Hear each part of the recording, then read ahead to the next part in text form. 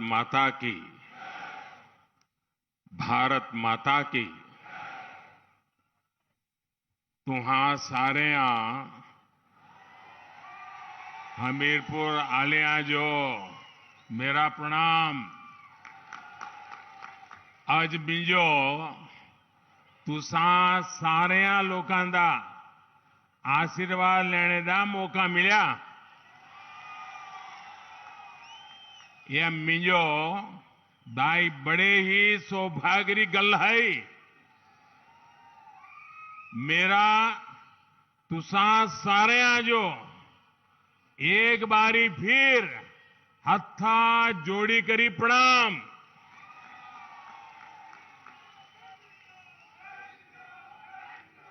गौरी शंकर भगवान, गसोता महादेव, भगवान नरवेदेश्वर, भगवान मुरली मनोहर, मां टोणी देवी, बाबा बालकनाथ और सभी देवी देवताओं को मेरा प्रणाम। भाइयों और बहनों, हमीरपुर के साथ साथ बिलासपुर, ऊना, कांगड़ा से भी आप सब बहुत बड़ी तादाद में यहां आए हैं। हम सबको आशीर्वाद देने के लिए आए हैं। मैं आपका आभार व्यक्त करता हूं। उसके साथ साथ टीवी के माध्यम से, मोबाइल फोन पर ऑनलाइन जो भी साथी जुड़े हैं उनका भी मैं अभिनंदन करता हूं। साथियों, आपने हमारे लिए इतना समय निकाला। हम सभी सुजानपुर के लोगों के, हिमाचल के लोगों के बहुत बहुत आभारी हैं। साथियों, एक कार्यकर्ता के रूप में अनेक बार इस पूरे क्षेत्र में मुझे भ्रमण करने का, यहां को समझना, यहां की समस्याओं को समझना, यहां की शक्ति को समझना, अनेक परिवारों के साथ उठना बैठना, यानी ये मेरे जीवन का एक क्रम था। ये मेरा सौभाग्य रहा। गुजरात के मुख्यमंत्री के रूप में भी यहीं पर इसी चौगान में मुझे आपके आशीर्वाद प्राप्त करने का अवसर मिला था। अभी प्रधान सेवक के रूप में फिर एक बार आपसे आशीर्वाद लेने आया हूं। हमीरपुर की यादें अनगिनत यादें हैं,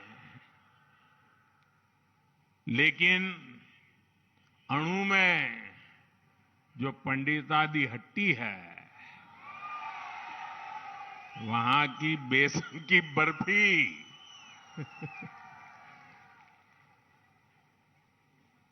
उसकी मिठास कौन भूल सकता है भाई। मुझे इतने साल हिमाचल में आप लोगों के बीच बहुत कुछ सीखने का मिला है। अनेक लोगों के साथ जमीन पे काम करने का मौका मिला। और आज जब मैं यहां आया हूं तो भाई प्रवीण शर्मा की याद आना बहुत स्वाभाविक है। अनेक वर्षों तक प्रवीण के साथ काम किया और उन्होंने तो हमीरपुर के विकास के लिए भी कितना काम किया था। अब से कुछ महीने पहले ही वो हम सबको छोड़ के चले गए। मैं आज हमीरपुर आया हूं तो उन्हें भावभीनी श्रद्धांजलि भी अर्पित करता हूं। भाइयों और बहनों, जितना मैं हिमाचल को जानता हूं, यहां के लोगों को जानता हूं, ये कह सकता हूं कि इस बार हिमाचल के लोग खुद ही ये चुनाव लड़ रहे हैं, खुद ही चुनाव का नेतृत्व कर रहे हैं और दोबारा जयराम जी की सरकार बनाने का यहां हिमाचल की जनता ने फैसला कर लिया है। भाइयों बहनों, हिमाचल में ऐसा नहीं हुआ। लेकिन हम ये भी जानते हैं कि हिमाचल के खून में ही नया इतिहास बनाना है। इसलिए हिमाचल में इस बार भाजपा की सरकार की वापसी भी तय है और डबल इंजन की सरकार का तेज गति से दौड़ना भी तय है। साथियों, आपने इतने वर्षों के शासन में कांग्रेस ने जिस तरह हिमाचल के साथ विश्वासघात किया है, जो छल किया है, उसके सबसे बड़े भुक्तभोगी हिमाचल के ही लोग हैं। कांग्रेस ने हिमाचल को हर बुनियादी चीज के लिए तरसा दिया था।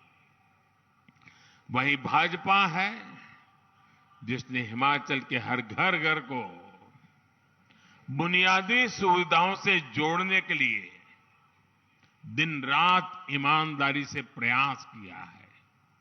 इस वजह से आज हिमाचल के लोग, पूरे देश के लोग भाजपा पर इतना विश्वास करते हैं। भाजपा पर देश का ये भरोसा लगातार मजबूत होता जा रहा है। अभी 2-3 दिन पहले ही देश के कुछ राज्यों में उपचुनाव के परिणाम आए हैं। आपने देखा होगा कि जहां कभी भाजपा को बहुत कमजोर माना जाता था, वहां भी लोगों ने कमल का फूल बढ़ चढ़ करके खिला दिया है। लेकिन कांग्रेस जहां बहुत ताकतवर होती थी, सरकार में होती थी या तो कभी मुख्य विपक्षी दल होती थी, वहां की कांग्रेस की स्थिति दिनों दिन बिगड़ती ही जा रही है। जो क्षेत्र कभी कांग्रेस का गढ़ माने जाते थे, वहां से कांग्रेस का पूरी तरह से सफाया हो गया है। ओडिशा जितना बड़ा राज्य, कांग्रेस गायब। तेलंगाना, कांग्रेस साफ। यूपी, बिहार ने तो बहुत पहले ही कांग्रेस को विदा कर दी है। इसकी वजह है कांग्रेस द्वारा खुद को ईश्वर रूपी जनता जनार्दन से भी वो अपने आप को बड़े शहंशाह मानते हैं, बड़े मानते हैं। उसी का ये नतीजा है कि जनता लगातार उनको सजा दे रही है। और आज हिमाचल के लोग भी कांग्रेस को भली भांति समझ चुके हैं, जान चुके हैं। कांग्रेस को लगता है कि हिमाचल हमेशा 5 साल उसके, 5 साल मेरे वाले फॉर्मूले पर ही चलेगा। 5 साल मैं मौज करूं, 5 साल तुम करो, फिर मैं 5 साल के बाद आ जाऊंगा। यही फॉर्मूला लेकर के चले। और इसलिए कांग्रेस के नेता हिमाचल के लोगों की कोई परवाह नहीं करते।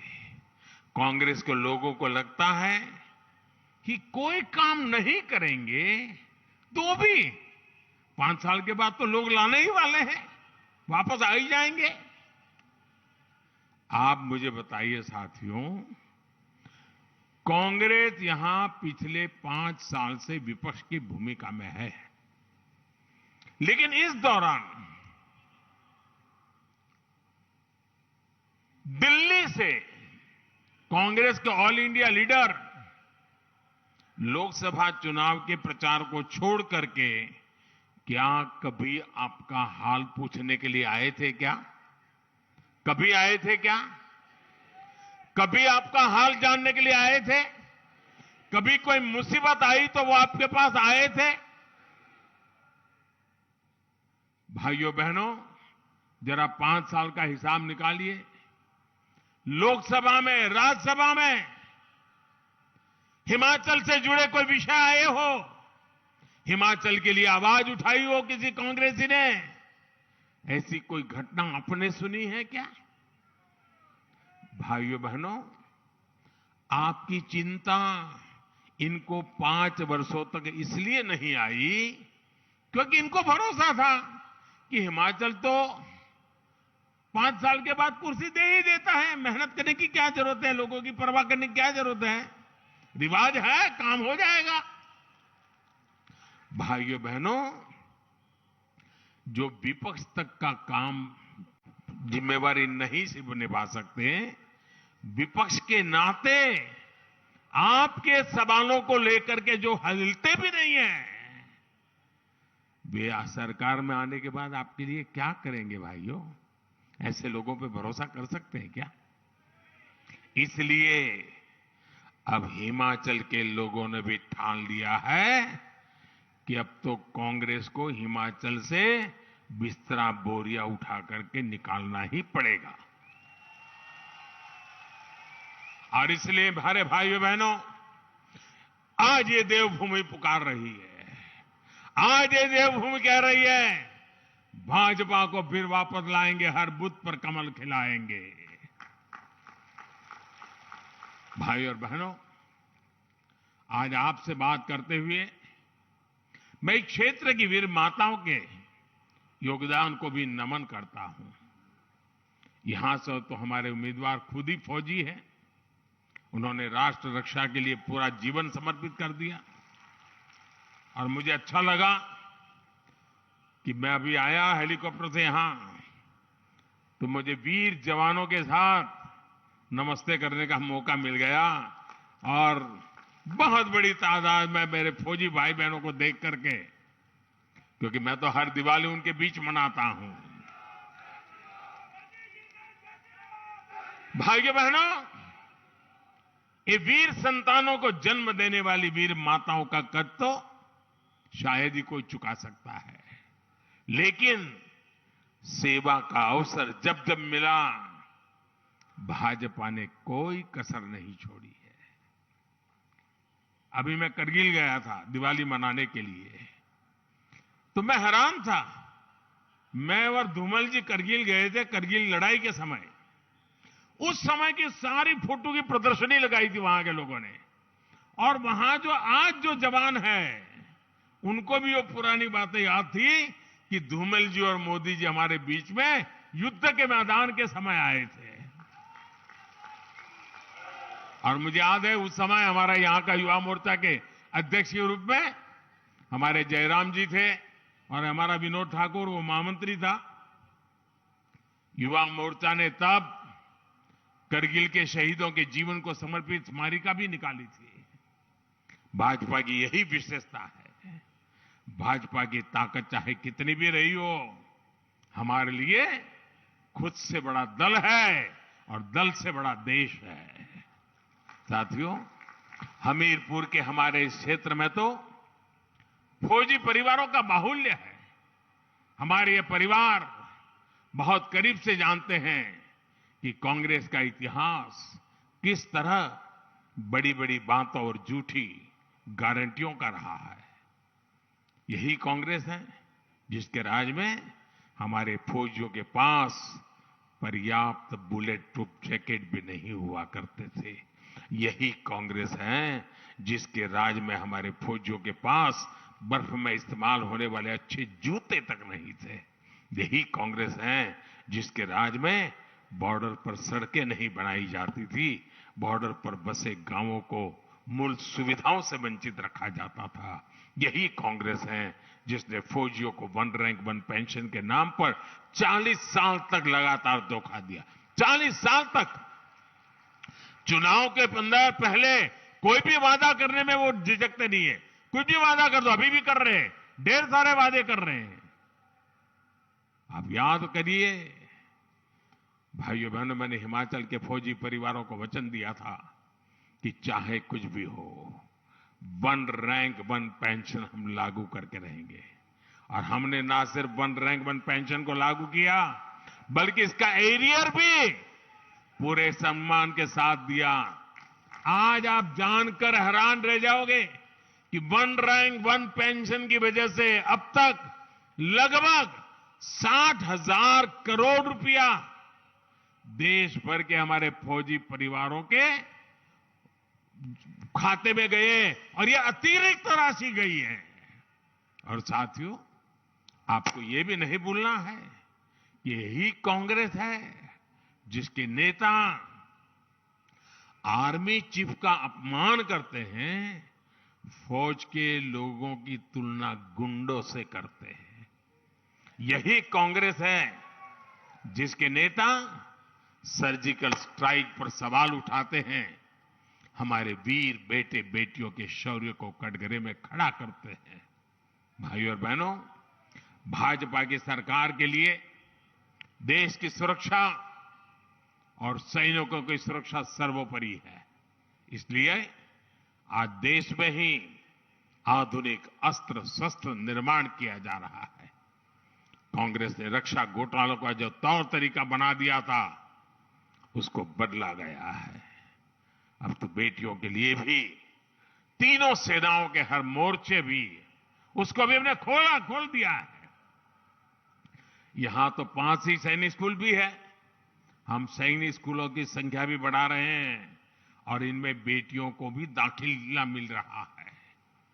हमारी सरकार पुलिस फोर्स और केंद्रीय सुरक्षा बलों में भी बेटियों को बहुत प्रोत्साहन दे रही है। मैं एक और आंकड़ा दूंगा, आप बहुत धैर्य ध्यान से सुनिएगा। आजादी के बाद 2014 तक देश में पुलिस सेवा में लगभग 1 लाख बेटियां थी, यानी इतने सालों में 1 लाख बेटियां।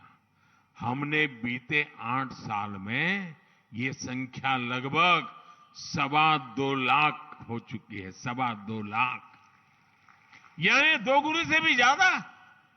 इसी प्रकार केंद्रीय बलों में भी बेटियों की भागीदारी 17,000 से बढ़कर के 35,000 से ज्यादा हो चुकी है और ये लगातार बढ़ रही है। साथियों, बीते 8 वर्षों में महिलाओं की सुविधा, बेटियों की पढ़ाई और कमाई के लिए केंद्र सरकार ने लगातार काम किया है। इन्हें अब हिमाचल भाजपा नई बुलंदी दे रही है। आपने देखा होगा कि भाजपा ने महिलाओं के लिए इस बार एक अलग संकल्प पत्र जारी किया है और इसके लिए मैं हिमाचल बीजेपी को बधाई देता हूं। इसमें बेटियों की पढ़ाई लिखाई से लेकर हर प्रकार की सुख सुविधा को बढ़ावा देने का रोडमैप है। ये दिखाता है कि भाजपा महिलाओं की समस्याओं और उनसे जुड़े विषयों को लेकर कितनी प्रतिबद्ध है। माताओं, बहनों, बेटियों के लिए ऐसे काम तब किए जाते हैं जब मन में सेवा का भाव होता है, माताओं, बहनों, बेटियों की समस्याओं का एहसास होता है। आज पीएम आवास के घर में महिलाओं को हिस्सेदारी देने वाली भाजपा है। रसोई के धुएं से घर को मुक्त कर गैस कनेक्शन देने वाली भाजपा है। हर घर नल से जल देने का अभियान चलाने वाली भाजपा है। घर घर शौचालय की सुविधा बनाने वाली भाजपा है। घर घर सौभाग्य का बिजली कनेक्शन पहुंचाने वाली भाजपा है। कोरोना के इस मुश्किल समय में हर गरीब को मुफ्त अनाज देने वाली भी भाजपा ही है। भाइयों बहनों, मेरा पूरा विश्वास है देश में जो भी छोटे राज्य हैं, जो हिमालयी राज्य हैं, उन सब के लिए हिमाचल प्रदेश अग्रिम पंक्ति का रोल मॉडल बन सकता है। विकास के मामले में, टूरिज्म के मामले में हिमाचल सभी छोटे राज्यों के लिए नई प्रेरणा बन सकता है। पहाड़ी राज्यों में जो कनेक्टिविटी होती है, रोड, रेल, रोपवे, इन सब चीजों में हिमाचल प्रदेश एक रोल मॉडल के रूप में आगे बढ़ सकता है और हम उसी तरफ पिछले 5 साल से लगातार ले जा रहे हैं और आने वाले 5 सालों में ये चीजें हम सिद्ध कर करके रहेंगे, ये मैं आपको विश्वास दिलाने आया हूं। जिस तरह से राष्ट्र रक्षा में हिमाचल प्रदेश अग्रिम पंक्ति में खड़ा रहता है, उसी तरह से विकास के मामले में भी उसे अग्रिम पंक्ति में खड़ा होना है। हमें हिमाचल को पूरे देश के लिए एक रोल मॉडल के रूप में विकसित करना है। पिछले 5 वर्षों में दिल्ली और हिमाचल में भाजपा की डबल इंजन सरकार ने इसी दिशा में प्रयास किया है। ऊना में ट्रिपल आईटी, हमीरपुर में एनआईटी, बिलासपुर में हाइड्रो इलेक्ट्रिकल कॉलेज और देहरा में केंद्रीय विश्वविद्यालय है। बिलासपुर में एम्स बन गया है और हमीरपुर में मेडिकल कॉलेज है। यानी शिक्षा हो या स्वास्थ्य, डबल इंजन से डबल विकास हो रहा है। यही नहीं, इंफ्रास्ट्रक्चर और इन्वेस्टमेंट के मामले में भी डबल लाभ हिमाचल को मिला है। देश में सिर्फ 3 राज्यों को बल्क ड्रग पार्क के लिए चुना गया है, इसमें से एक ये मेरा हिमाचल है और ये भी हमीरपुर संसदीय क्षेत्र में बन रहा है। धौला सिद्ध प्रोजेक्ट बनने से यहां बिजली तो बनेगी ही, रोजगार भी बढ़ेंगे और किसानों, पशुपालकों को कमाई भी बढ़ेगी। यहां रेल नेटवर्क के विस्तार में हजारों करोड़ रुपए केंद्र सरकार लगा रही है। देश की चौथी वंदे भारत ट्रेन भी हिमाचल को ही मिली है। शिमला, बिलासपुर, हमीरपुर, मटौर, ये हाईवे पर ही लगभग 8,000 करोड़ रुपए का काम हो रहा है। ये विकास सबके सामने प्रत्यक्ष है। लेकिन हिमाचल के लोगों को एक बात हमेशा याद रखनी है, कांग्रेस को विकास के कार्यों से दुश्मनी है, इसलिए वो इन सारे कार्यों को रोकना चाहती है। जैसे रोड 2014 से 2017 दिल्ली में हमारी सरकार बन चुकी थी, आप हमें आशीर्वाद दे चुके थे, लेकिन हिमाचल ने जितने रोड़े अटका सकते थे अटकाने की कोशिश की, ताकि दिल्ली से जो विकास का प्रवाह यहां आए वो हिमाचल में नहीं जाना चाहिए। और उन्होंने हिमाचल का बुरा करने का काम किया। वो कहावत है ना,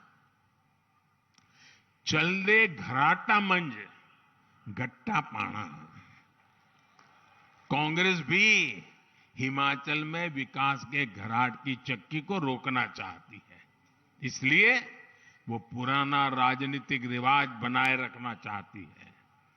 भाइयों बहनों, मैं हिमाचल के लोगों से पूछना चाहता हूं, आप जवाब देंगे? आप जवाब देंगे? ये रिवाज बदलना है कि नहीं बदलना है? ये रिवाज बदलना है कि नहीं बदलना है?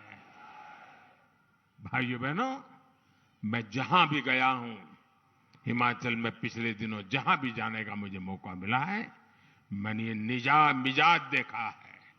मैंने हिमाचल की जनता का संकल्प देखा है और हिमाचल के लोगों को समझ आ गया है कि ये अदला बदली ने हिमाचल को बर्बाद करके रखा है। अब तो दोबारा काम देंगे और हिसाब भी मांगेंगे। आप दोबारा हमें काम दीजिए, हमसे हिसाब मांगिए। आप रिवाज बदलने का तय करके बैठे हैं, हम आपकी विकास की यात्रा को आगे बढ़ाने का निर्णय करके बैठे हैं। साथियों, आज हिमाचल विधानसभा चुनाव में ये मेरी आखिरी सभा है। इस चुनाव में अब मेरा कोई सार्वजनिक कार्यक्रम के लिए अब समय नहीं बचा है, लेकिन आप जरूर एक बात याद रखेंगे, कांग्रेस स्वभाव से विकास की दुश्मन है।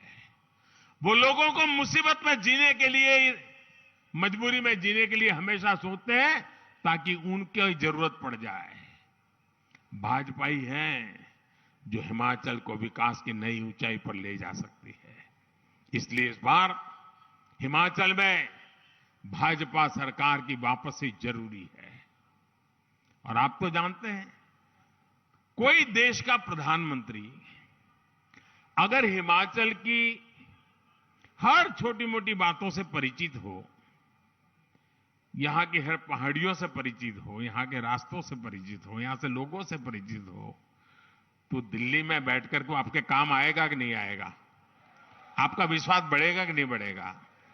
अब मैं तो दिल्ली में हूं ही, अगर यहां मेरे अनुकूल लोग होंगे तो मैं ज्यादा काम कर पाऊंगा कि नहीं कर पाऊंगा? सीधी सीधी हिसाब है जी।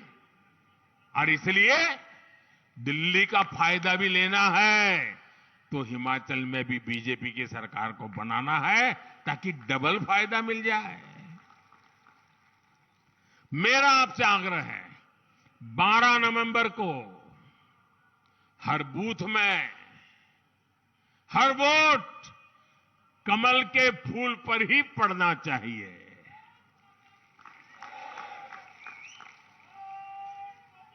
मेरी ये बात घर घर पहुंचाओगे आप?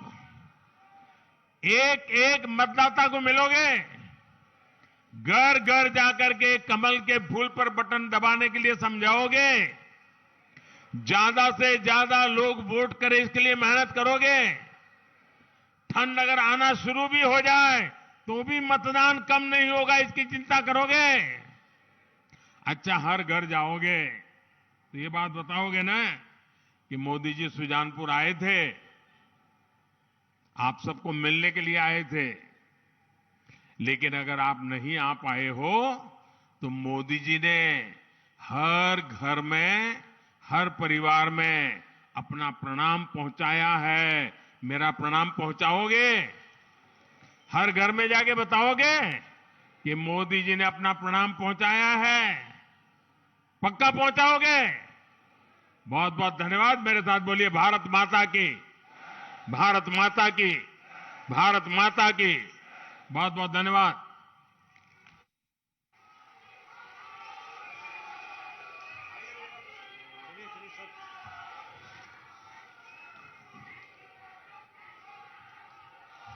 मेरा हमेशा से एक भावात्मक रिश्ता रहा है। हिमाचल की धरती ने, हिमालय के उत्तुंग शिखरों ने मेरे